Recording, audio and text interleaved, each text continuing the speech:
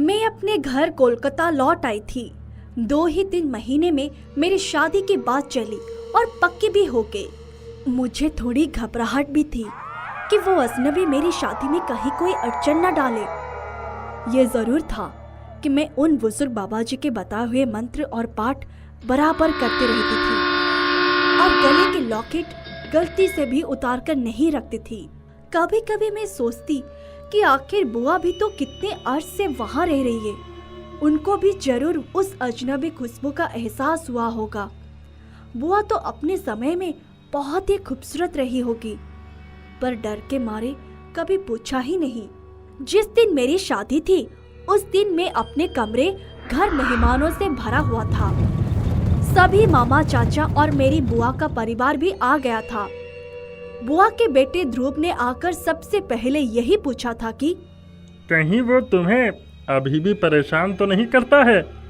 मैंने कहा नहीं, मैं जब से वहाँ से आई हूँ वो मुझे कभी नहीं दिखा और ना ही उस खुशबू को मैंने आसपास महसूस किया। बाकी किसी को उसके बारे में कुछ भी नहीं पता था। ध्रुव ने ही बताया कि मेरे आने के बाद से उस कमरे में बुआ के सिवाय कोई नहीं गया। जिस दिन मेरी शादी थी उस दिन मैं अपने कमरे में तैयार हो रही थी। मेरी सभी सहेलियां, चाचा, मामा और बुआ की बेटियां मेरे कमरे में ही थी। उन्होंने जब मुझे तैयार किया तब पता नहीं कब वो लॉकेट उतारकर ड्रेसिंग टेबल पर रख दिया और मुझे हड़बड़ी में इसका एहसास भी नहीं हुआ। जैसे ही बारात आई सब लोग बाहर चले गए। मैं अपने कमरे में अकेली ही रह गई। मैं बैठी अपने चेहरे को ड्रेसिंग टेबल के आईने में निहार रही थी और खुद पर ही रीझ रही थी। तभी फटाक से खिड़की खुली और मेरा पूरा कमरा उसी मदमाती खुशबू से भर गया। मैं अचानक चौंक गई। उसने धीरे से मेरा हाथ पकड़ा और कहा, मैं जानता हूँ कि अब तुम शादी कर रही हो। मेरी तरफ से एक छोटा सा उपहार है, वो मैं तुम्हें देकर जा रहा हूँ। लेकिन यह जो लॉकेट तुमने गले में पहना है वो मैं लेकर जा रहा हूँ। यही हमारी दूरी का मुख्य कारण है। मैं तुम्हें कभी नहीं भूल पाऊंगा। ये सही है कि मेरा और तुम्हारा मिलन कभी नहीं हो सकता, क्योंकि मेरी दुनिया ही अलग है। तुम मुझसे भले ही नफरत करो, लेकिन मैंने तुमसे प्यार ही किया था। लेकिन मेरी मोहब्बत एक तरफा थी। तुम अपने नए जीवन में हमेशा खुश रहो। अब मैं तुम्हारे चाहने पर भी कभी नहीं आऊंगा। हाँ, अगर किसी मुसीबत में हो तो मुझे याद कर लेना। मैं कोशिश करूंगा कि जब भी तुम्हारे ऊपर कोई मुसीबत आए मैं स्वयं उसको दूर कर दूं। उस आवाज में कुछ तो ऐसा था कि मेरी आंखें उसकी बातें सुनकर भर आई। लेकिन तभी मुझे एहसास हुआ कि अभी मुझे जयमाला के लिए स्टेज पर जाना है। मैंने चुपचाप रुमाल निकाल के आंसू पोंछ लिया और अपना चेहरा ठीक कर लिया। अचानक मेरी नजर ड्रेसिंग टेबल पर पड़ी तो देखा वहाँ एक बहुत ही खूबसूरत सोने का लॉकेट पड़ा था। मैंने चुपचाप उसको अपने गले में डाल लिया। तभी मेरी सारी बहनें और सहेलियां हवा के झोंके की तरह खिलखिलाती हुई मेरे कमरे में आ गई। सबकी नजर उस लॉकेट पर आकर ठहर गई। मैंने कहा, ये मुझे मेरे होने वाले पति रोहित ने पहली मुलाकात में दिया था। इतना बड़ा झूठ बोलने की वजह से मेरे माथे पर पसीने की बूंदें छल छलाई थी, जिन्हें मैंने आहिस्ता से अपने रुमाल से पोंछ लिया। जयमाला के बाद शादी हो गई और मैं अपने ससुराल लखनऊ आ गई। कभी कभी मुझे अभी भी वो खुशबू का झोंका महसूस होता। तब लगता कि निश्चित ही वो मेरे आसपास ही कहीं है। जब मेरा बेटा होने वाला था तभी रोहित का ट्रांसफर दिल्ली हो गया। उन दिनों में बहुत बीमार थी। रोहित चिंता में थे, मुझसे दूर नहीं जाना चाहते थे, परंतु प्रमोशन वाला ऑर्डर था, इसीलिए जाना भी जरूरी था। एक रात मैं अपने तकिए में मुंह छुपाए रो रही थी। उसी वक्त अचानक वही खुशबू महसूस हुई। मैं उठकर बैठ गई। चारों तरफ देखा, कोई नहीं था। तब तक रोहित कमरे में मुस्कुराते हुए आए और बोले, लो, मेरी पोस्टिंग अभी 1 साल के लिए रुक गई है और प्रमोशन भी मिल गया है। मैं स्तब्ध रह गई। तभी मुझे एहसास हुआ कि सब कुछ उसी अजनबी की वजह से हुआ है, पर रोहित को मैंने कुछ भी नहीं बताया। अब तो हमारी शादी को 5 साल भी बीत गए। हमारा बेटा भी 3 साल का हो गया। अब तो ये हाल है कि जब भी हम किसी मुसीबत में होते हैं और जैसे ही मुझे वो अजनबी खुशबू महसूस होती है, मैं आश्वस्त हो जाती हूँ कि उसने उस मुसीबत को निश्चित रूप से टाल दिया है। एक बार हमें बुआ के बेटे ध्रुव के एंगेजमेंट में भुवाली जाना था और मेरे बेटे को बहुत तेज बुखार हो गया।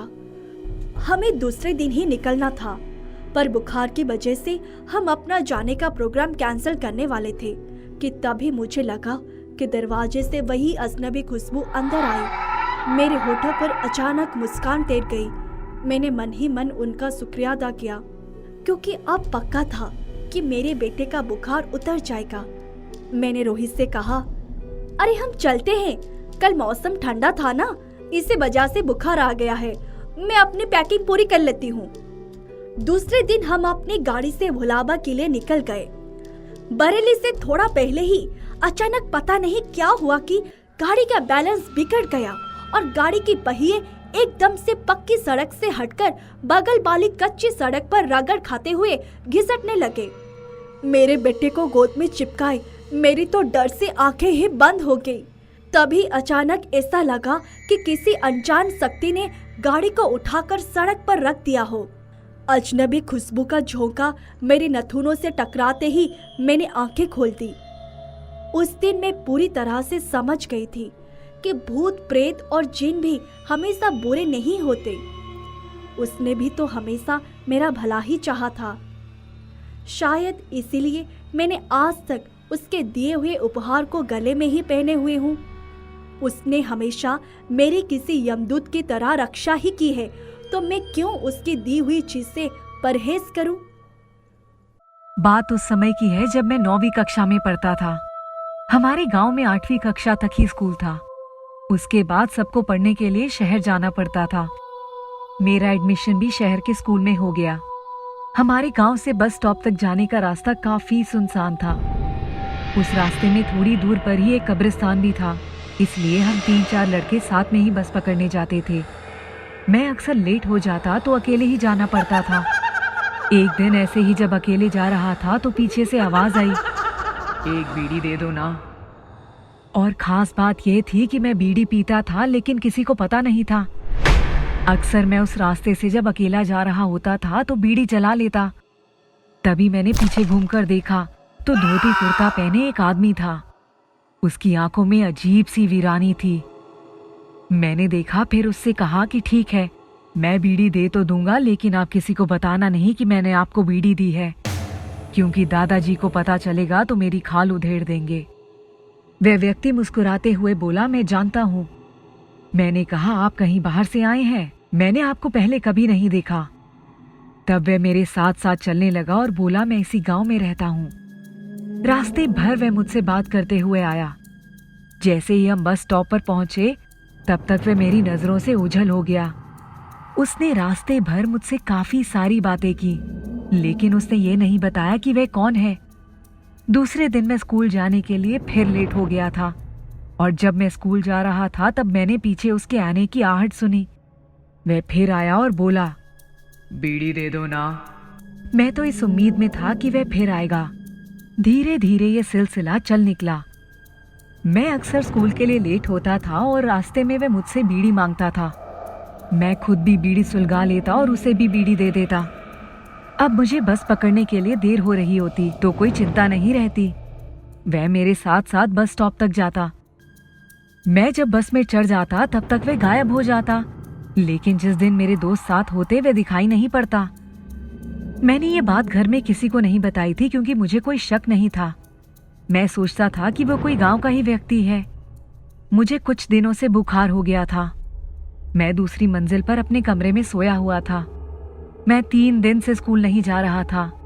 मैं अक्सर अपना कमरा अंदर से बंद कर देता क्योंकि कई बार मेरा छोटा भाई मेरी सारी कॉपी किताब बिखरा देता था और मेरी कलम पेंसिल वगैरह उठा ले जाता था।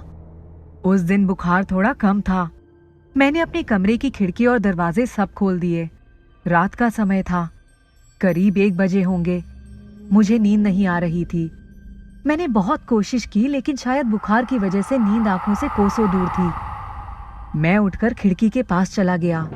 तभी मैंने देखा ठीक खिड़की के बाहर जो आम का पेड़ लगा था, उसके नीचे कोई बैठा हुआ था। मैंने सोचा इतनी रात को कौन बैठा है। फिर मुझे लगा शायद कोई आम चुराने आया होगा और मुझे देखकर छुपने के लिए पेड़ के नीचे बैठ गया होगा। मैं कुछ नहीं बोला और आकर चुपचाप अपने बिस्तर पर लेट गया। जैसे ही मैं बिस्तर पर लेटा, तेज हवा चलने लगी और अचानक खिड़की के पल्ले खड़खड़ाने लगे। तभी मैंने देखा कि वही धोती कुर्ता पहनने वाला व्यक्ति जो मुझसे बीड़ी मांगता था, मेरे कमरे में आ गया और मुझसे कह रहा था, बीड़ी दे दो ना। मैं अचानक उठकर बैठ गया। मैंने कहा, तुम इतनी रात को यहाँ क्या कर रहे हो? तब उसने कहा, तुम 3-4 दिन से नहीं आए थे ना, मैंने सोचा तुम्हें कुछ हो गया क्या, इसलिए मैं तुम्हें देखने चला आया। मेरी तो डर के मारे हालत खराब थी। मैंने कहा, आज तो मेरे पास बीड़ी भी नहीं है, आज आप चले जाइए। वह कुछ बोला नहीं और कुछ ही देर में हवा में तैरता हुआ उस खिड़की से बाहर चला गया। उस समय एक तो बुखार की कमजोरी थी और दूसरा इतना बड़ा आश्चर्यचकित कर देने वाला सत्य देखने के बाद मैं बेहोश हो गया था। सुबह जब मैं उठा तो देखा माँ मेरे माथे पर गीली पट्टी रख रही थी, क्योंकि बुखार ज्यादा था। मैंने जब दादाजी को ये बात बताई तो दादाजी ने कहा, तुमने आज तक ये बात क्यों छुपा रखी थी? वह कोई गांव का आदमी नहीं है। वह तो हमेशा किसी को अकेले देखता है तो उसके पीछे पीछे बीड़ी मांगने के लिए जाता है। ऐसा बहुत बार लोगों ने देखा है, लेकिन मैं कभी किसी को नुकसान नहीं पहुंचाता। तभी मैंने दादाजी को बताया कि रात में वह मेरे कमरे में भी आया था। दादाजी ने कहा, कोई बात नहीं, तुम चिंता मत करो, बस रात में अपनी खिड़की बंद करके सोया करो। उसके 2-3 दिन बाद मेरा बुखार धीरे धीरे उतर गया। मेरी तबीयत भी ठीक हो गई। लेकिन मैंने जब स्कूल जाना शुरू किया तो उसके बाद मुझे वह कभी दिखाई नहीं पड़ा। शायद दादाजी ने कुछ उपाय करवाया था। आज भी उस दृश्य को याद करके मेरे रोंगटे खड़े हो जाते हैं कि आखिर वह कौन था।